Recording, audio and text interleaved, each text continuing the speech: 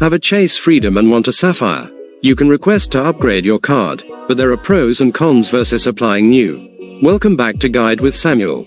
Call the number on the back of your Chase card. Speak to a representative and ask about product change or upgrade options.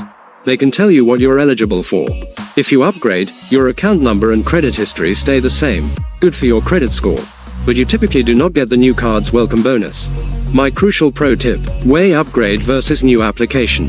If you want the welcome bonus, often 60,000 plus points, apply for the new card separately. If you don't want a new account on your report and just want the card's benefits, then upgrade. You can't have two of the same card family, e.g., two Sapphires, so sometimes an upgrade is your only path. Choose the path that gets you the benefits you want, in the way that's best for your credit profile. Would you sacrifice a welcome bonus to keep your account age and credit history intact? For more strategic credit card guides, hit subscribe. Thanks for watching. I'm Samuel, and I'll see you next time.